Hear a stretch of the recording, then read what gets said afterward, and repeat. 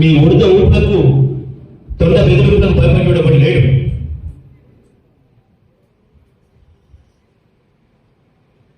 Police కేసులు పెట్టి ఏదో భయపెట్టిస్తాం.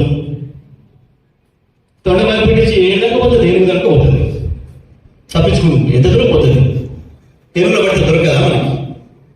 యాడిపోతే బిడ్డ మూడేళ్ళే కదా. అప్పుడు ఉంటుంది నేను సర్కస్ సర్కస్ సర్కస్ ఆడిపిస్తాము బిడ్డ, ఇట్లా ఆడము మేము చూపిస్తాం అసలు సర్కస్.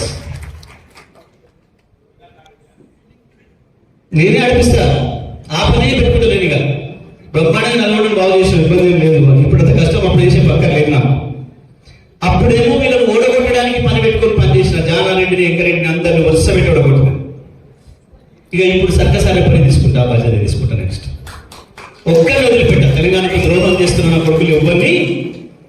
ఎందుకంటే కాలేజీ చెప్పిండు మనకు మాట, ప్రాంతేతరుడు అవతలవాడు వచ్చి మిమ్మల్ని దోపిడీ చేస్తే మనని ఆ అంశాల వరకు పాల్గొనండి, మనని మన ఊరి బయట వరకు పాల్గొనండి. ప్రాంతం వాడే ద్రోహం చేస్తే ఇక్కడనే పాతి పెట్టండి అని చెప్పి కాలేజీ ఏదైతే చెప్పిండో దాన్ని అక్షరం అమలు చేసి తీరుతాం. తెలంగాణ ద్రోహులను తప్పకుండా పాతి పెడతాం. ఇక్కడ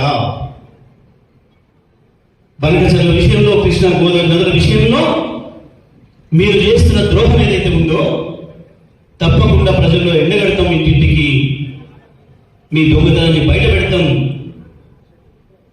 మేము తెలంగాణ హక్కుల్ని మళ్ళీ కాపాడు.